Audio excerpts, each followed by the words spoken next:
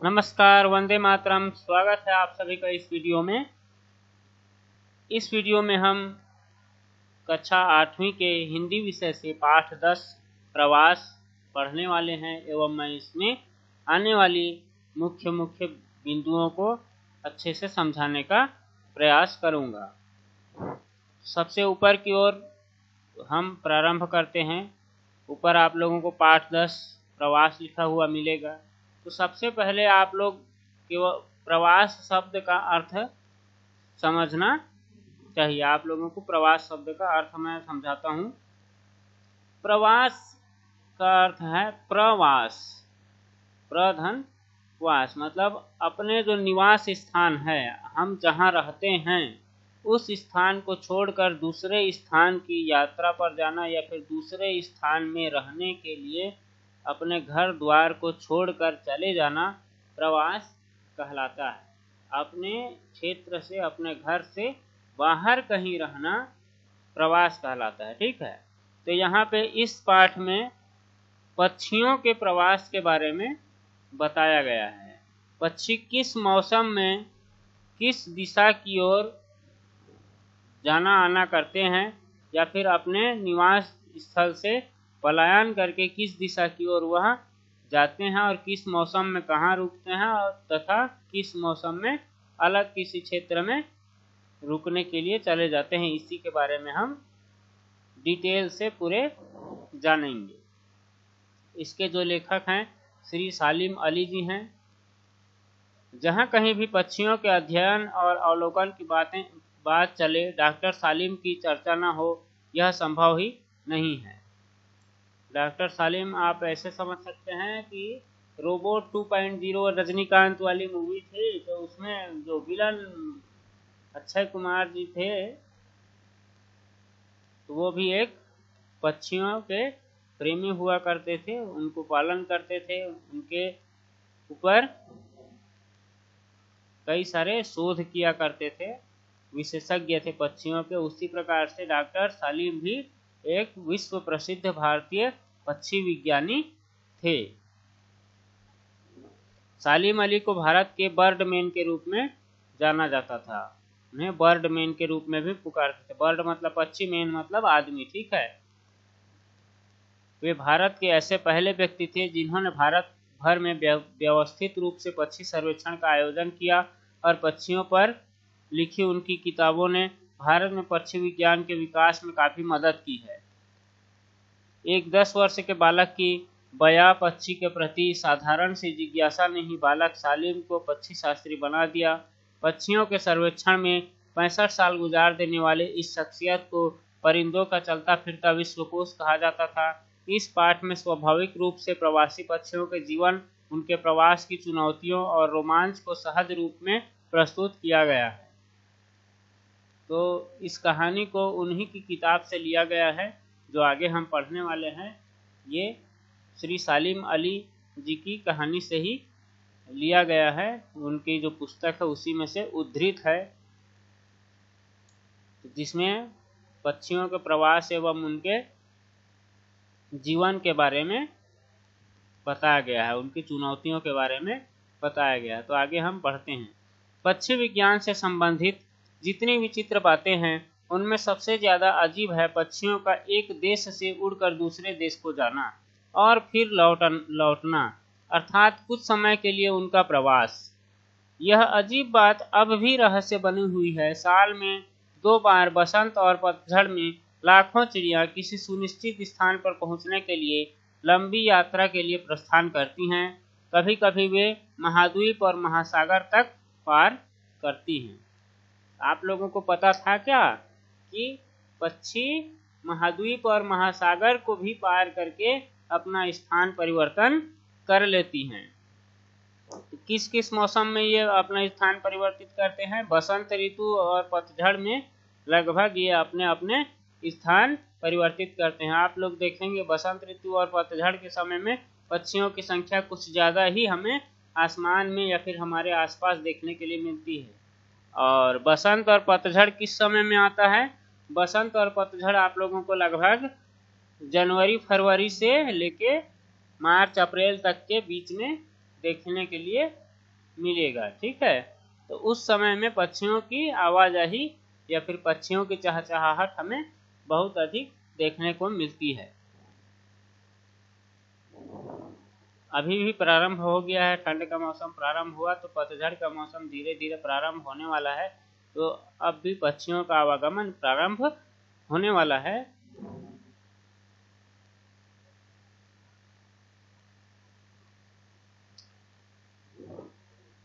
ऐसा क्या है जो उन्हें इस यात्रा के लिए मजबूर करता है?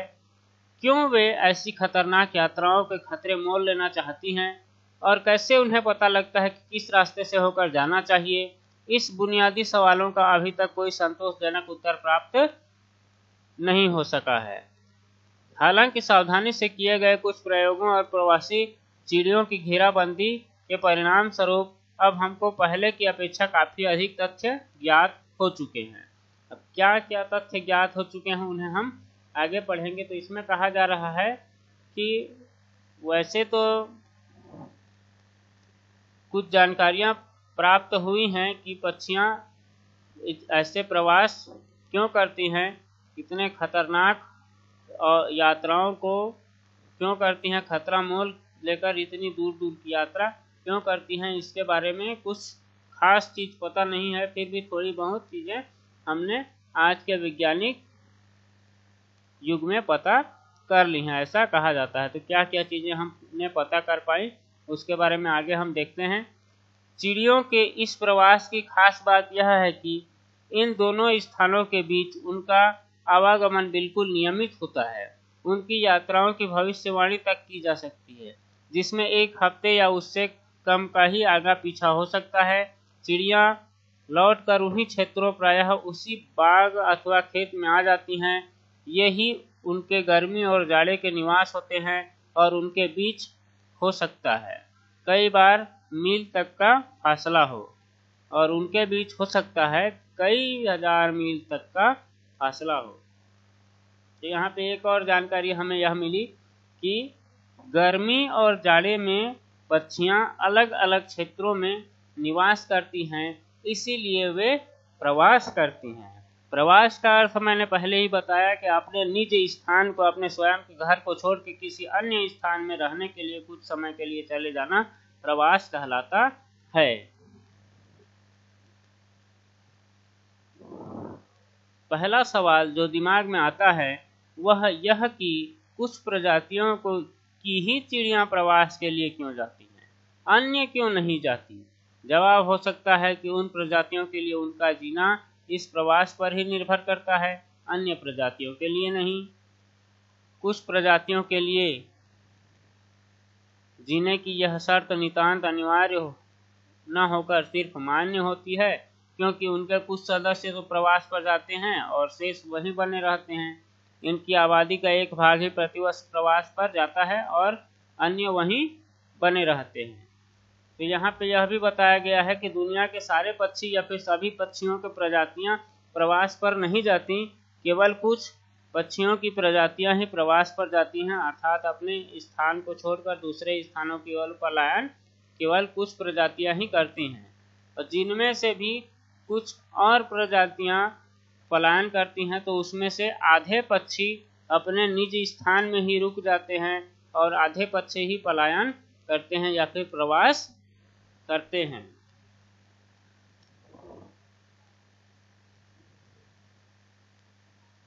यह बात तो समझ में आती है कि कुछ चिड़ियां सख्त जाड़े से घबराकर अपेक्षाकृत कम ठंडे स्थानों की ओर उड़ जाती हैं और जैसे ही गर्मी शुरू होने लगती है लौटकर अपने देश आ जाती हैं। वे अपने देश जब आती हैं उस समय वहां पेड़ों पर नई नई कोपलें, कलियां और फूल निकले होते हैं और परिवार के पोषण के लिए तमाम तरह के कीड़े मकोड़े उपलब्ध होते हैं। गर्मी खत्म होते होते बच्चे बड़े होकर आत्मनिर्भर हो जाते हैं और पतझड़ के बाद पहली सर्दी के पड़ते ही चिड़ियां प्रवास पर चल देने को तैयार हो जाते हैं। उदाहरणार्थ रोजी पेस्टर जो मध्य एशिया में अंडे देती है, भारत में मई में चली जाती है और अगस्त में फिर लौटकर आ जाती है। कुछ चिड़ियां ज़्यादा समय भी लेती हैं, वे मार्च में आती हैं और सितंबर में लौटती हैं। तो इसमें बताया गया है कि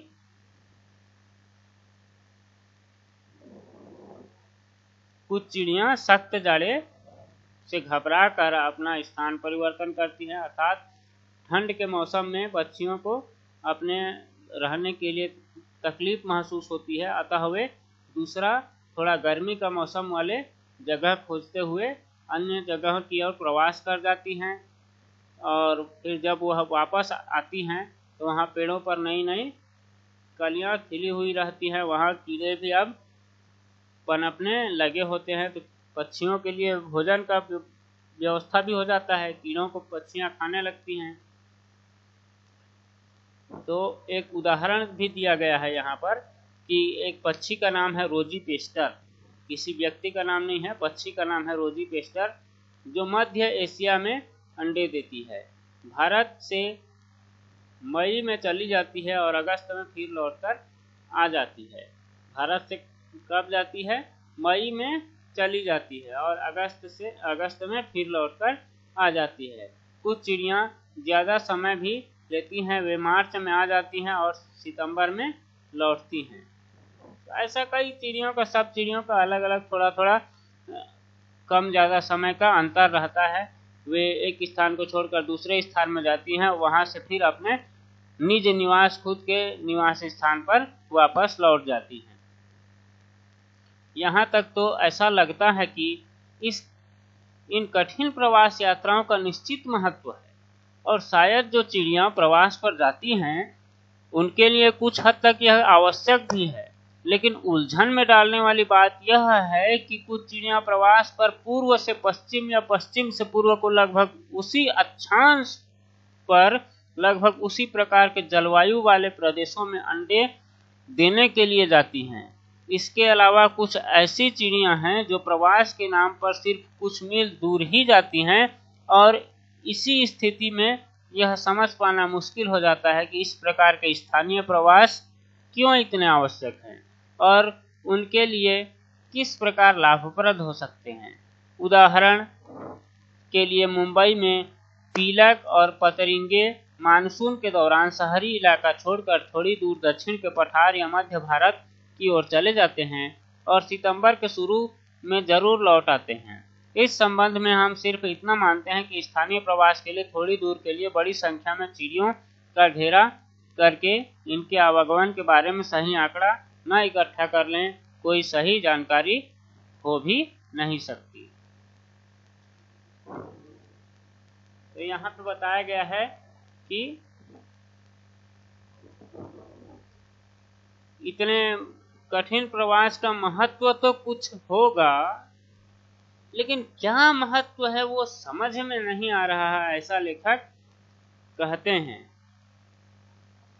कुछ चिड़ियां तो इतने मतलब दिमाग वाली होती हैं कि एक अक्षांश पर ही, एक ही रेखा पर सीधे पूर्व से पश्चिम या फिर पश्चिम से पूर्व की ओर प्रवास करती हैं। तो उन्हें कैसे इस दिशा के बारे में पता चलता है और कैसे उसी दिशा की ओर चलती हैं, और जलवायु का भी उन्हें अच्छे से पता रहता है। जहां उनको अंडे देना रहता है उस जलवायु वाले क्षेत्र में ही वह जाकर अंडे देने लगती हैं।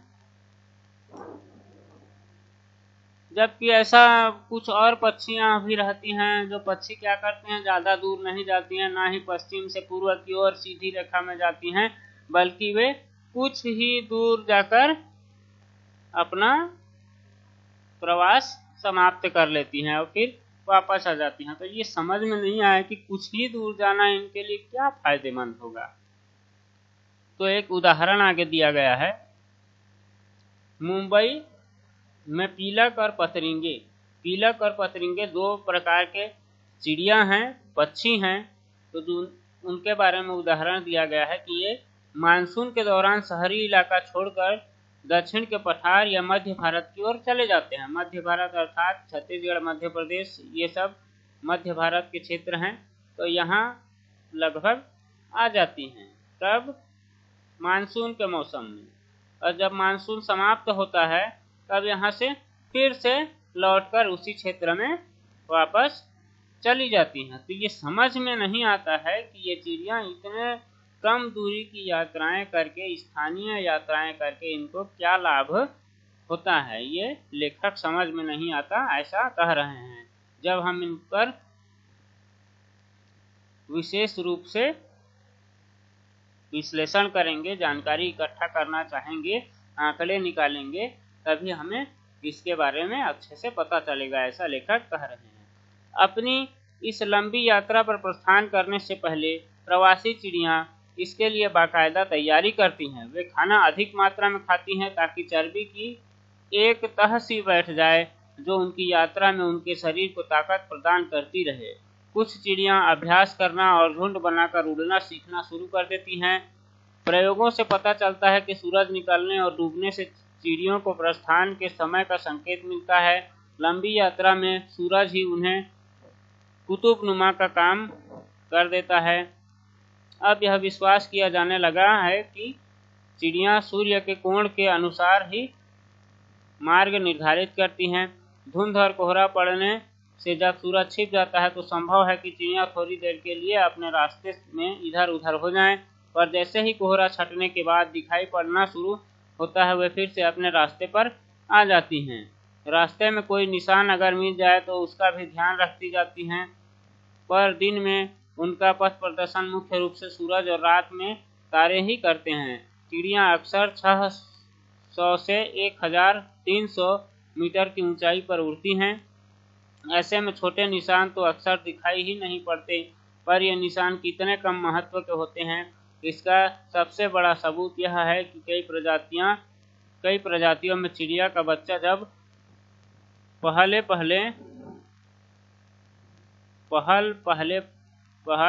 प्रवास यात्रा पर चलता है, प्रायः अपने माँ बाप से बिल्कुल अलग और उनसे पहले ही चल देता है। इसलिए हम यह मानने के लिए मजबूर हैं कि जिस बोध के द्वारा वे सूरज के अनुसार रास्ता खोजती हैं उसका विश्लेषण तो संभव नहीं है, अतः इसे सहज वृत्ति ही मानना चाहिए। तो सहज वृत्ति ही मानना चाहिए का अर्थ यह हुआ कि इसे उनके पक्षियों का एक गुण ही मान लेना चाहिए, कोई अनुभव नहीं मानना चाहिए। पक्षियों में जन्म से ही इस प्रकार के गुण विद्यमान रहते हैं कि वे रास्ता खोज लें, ऐसा हो सकता है, लेखक कहते हैं।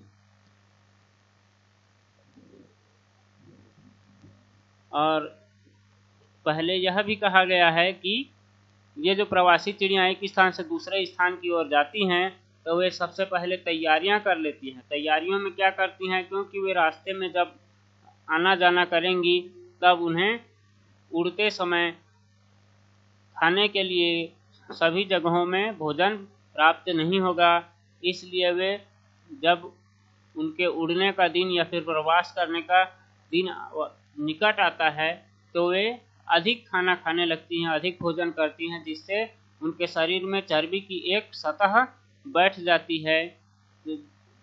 और जब उन्हें भोजन नहीं मिलता है, भोजन प्राप्त नहीं होता है, तो वही चर्बी उनके ऊर्जा का कार्य करती है। चर्बी ऊर्जा में बदलकर उनके शरीर को शक्ति प्रदान करती है। और कुछ चिड़ियाँ तो यह भी करती हैं कि जब प्रवास पर जाना रहता है उससे पूर्व अभ्यास करना प्रारंभ कर देती हैं, झुंड बनाकर उड़ना सीखना शुरू कर देती हैं। तो इनका सबसे अधिक संकेत सूचक होता है सूर्य। सूर्य के प्रकाश की किरणों से ही इन्हें रास्ते का संकेत मिलता है कि किधर जाना है और कितना समय हुआ है। इन सब के बारे में ये जानकारियां पता करते हैं। सूर्य के कोण के अनुसार अपना मार्ग निर्धारित करते हैं। कोहरा या फिर धुंध आ जाता है तो मार्ग भटक जाते होंगे, लेकिन ऐसा नहीं है कि कोहरा या धुंध या फिर बादल हमेशा ही छाए रहे। सूर्य कभी न कभी तो दिन में निकलेगा ही, तो जब सूर्य फिर निकलता है तो ये अपना रास्ता फिर से सही कर लेते हैं। ठीक है,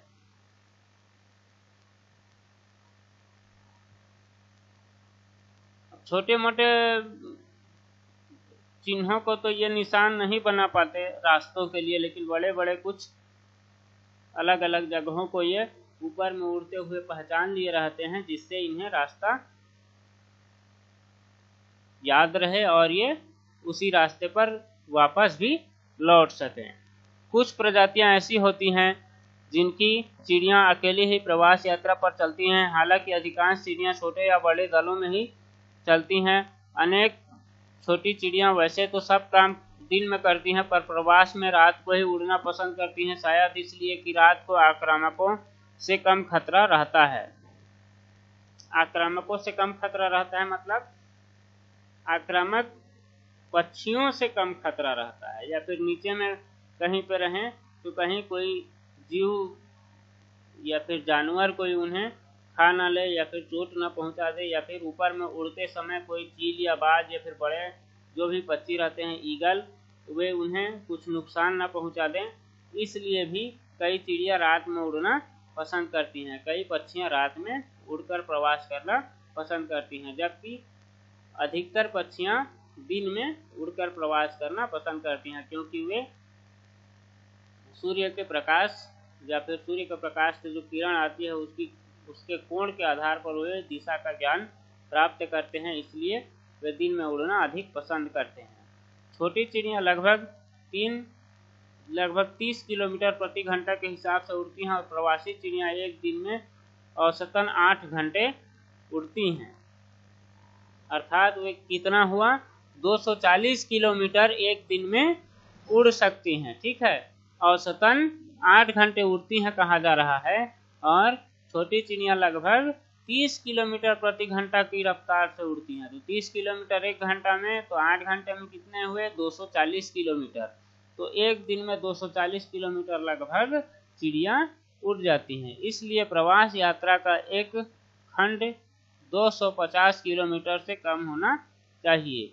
बड़ी चिड़ियाँ प्रायः 80 किलोमीटर प्रति घंटे के हिसाब से उड़ सकती हैं और इसलिए वे एक दिन में काफ़ी अधिक फासला तय कर सकती हैं। समुद्र को पार करने में चिड़ियों को लगातार काफ़ी समय तक उड़ना पड़ता है और ऐसे में बहुत से दल 36 घंटे तक लगातार बिना रुके उड़ते हैं। अक्सर दल बुरे मौसम, आंधी, अंधड़ आदि में फंस जाते हैं, विशेष रूप से जब वे जमीन पर उड़ रहे होते हैं। ऐसे में बहुत सी चिड़ियाँ मर जाती हैं। सारांश यह है कि प्रवास यात्रा हमेशा कठिन और थकाऊ तो होती है, साथ ही खतरनाक भी होती है। आप लोग सोचिए, मनुष्य जीवन कितना अनमोल है। हमें इस प्रकार की किसी प्रकार की खतरनाक और तकलीफदायक कार्य को करना नहीं पड़ता है। पक्षियों का सोचिए, कुछ पक्षियों को हम गुलाम बना लेते हैं, पिंजरों में डाल देते हैं, वो एक उनके ऊपर अत्याचार हो जाता है। तो दूसरी बात, अब उन्हें हर समय दाना चुग चुग कर खाना रहता है, कहीं कहीं से भोजन खोजना पड़ता है, और जब भोजन की पर्याप्त मात्रा नहीं होती या फिर जिस मौसम में वे किसी क्षेत्र में रह नहीं पाते हैं, उन्हें वह जगह छोड़कर दूसरे जगह की ओर पलायन करना पड़ता है, प्रवास करना पड़ता है।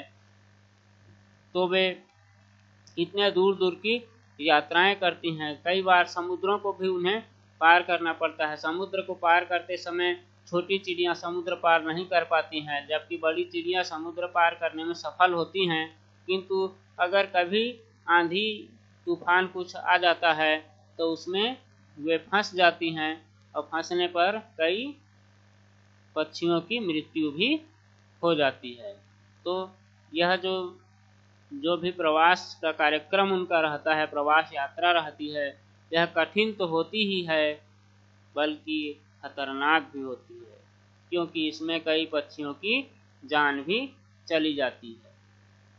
अधिकांश प्रवासी चिड़ियाँ अपना जाड़ा काटने के लिए भारत आती हैं, पर यहाँ वे प्रजनन नहीं करती। बहुत सी चिड़ियाँ जो पूर्वी यूरोप में या उत्तरी और मध्य एशिया या हिमालय की पर्वत श्रेणियों में रहती हैं, जाड़े के दिनों में भारत आ जाती हैं। इस प्रकार प्रवास पर जाने वाली चिड़ियों में प्रायः वे ही होती हैं जो समुद्री किनारों, नदियों और झीलों के इर्द गिर्द जुटने वाली बतखें और जल में विहार करने वाली होती हैं।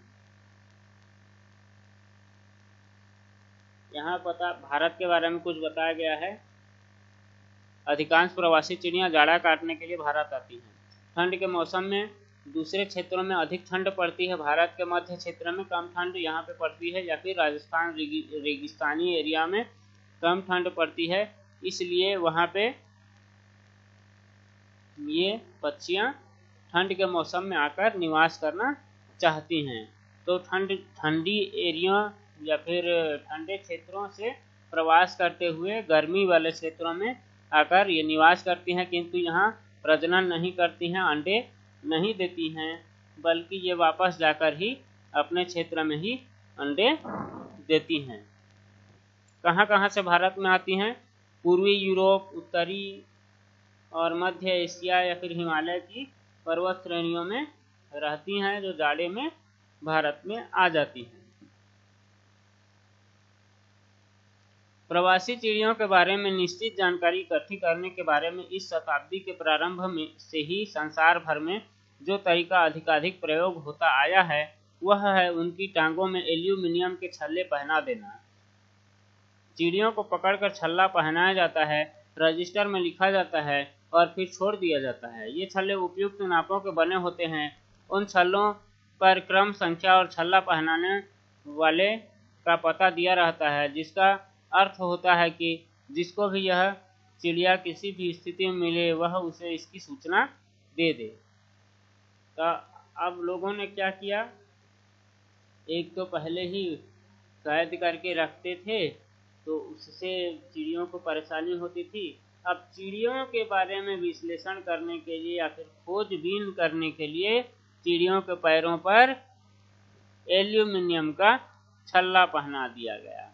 उसमें क्या कर दिया गया, नंबर भी लिख दिए गए और जो जिसने छल्ला पहनाया उसका एड्रेस, पता भी लिख दिया, ताकि वह पक्षी जितने भी दूर जाकर उड़ सके और कहीं पे भी किसी भी व्यक्ति को किसी भी हालत में प्राप्त हो तो उस छल्ले को देखकर उस व्यक्ति से संपर्क करे जिसने छल्ला पहनाया है।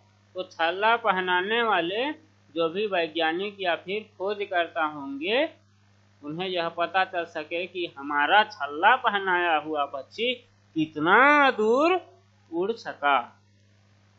अब सोचिए, हमें ज्ञान प्राप्त करने के लिए दूसरे जीव जंतुओं को भी तकलीफ देते हैं। मानव कितना अच्छा है, सोचिए।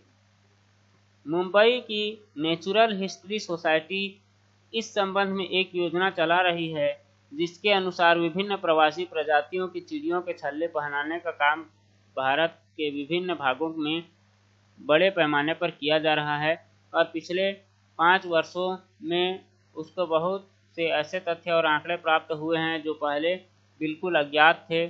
कई जंगली बतखें 4800 किलोमीटर दूर साइबेरिया में पाई गई हैं। विभिन्न प्रजातियों के दूर दूर पहुंचने और पाए जाने से संबंधित बहुत सी उपयोगी जानकारी इकट्ठी होती जा रही है। छल्लों पर लिखा है नेचुरल हिस्ट्री सोसाइटी मुंबई को सूचना दें और साथ ही क्रम संख्या भी दी जाती है।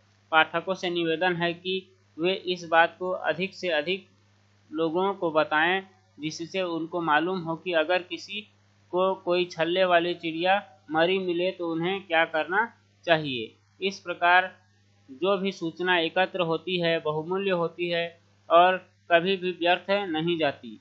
भारत में बहुत सी ऐसी चिड़ियाँ भी मिलती हैं जिनके पाँवों में विदेशों के छल्ले होते हैं। इस प्रकार प्राप्त सभी छल्ले, चाहे वे स्वदेशी हों या विदेशी, सोसाइटी को भेज दिए जाने चाहिए। और अगर किसी प्रकार से छल्ला भेजना संभव न हो तो छल्ले का सही नंबर, जिन परिस्थितियों में मिला, तारीख और पाने का स्थान लिखकर भेज दिया जाए। भारत में चिड़ियों के आवागमन के बारे में समुचित जानकारी इसी प्रकार के सामूहिक प्रयत्नों द्वारा इकट्ठी की जा सकती है। तो यहाँ पे वही चीज़ें बताई गई हैं कि छल्ले पहनाने का कार्य भारत में भी प्रारंभ हो चुका है बहुत सालों से। तो यहाँ भी कार्य सुचारू रूप से चल रहा है। तो जो आंकड़े पहले अज्ञात थे उन आंकड़ों को इसके माध्यम से हमने प्राप्त कर लिया है। जैसे कई जंगली बतखें 8800 किलोमीटर दूर साइबेरिया में पाई गई थी।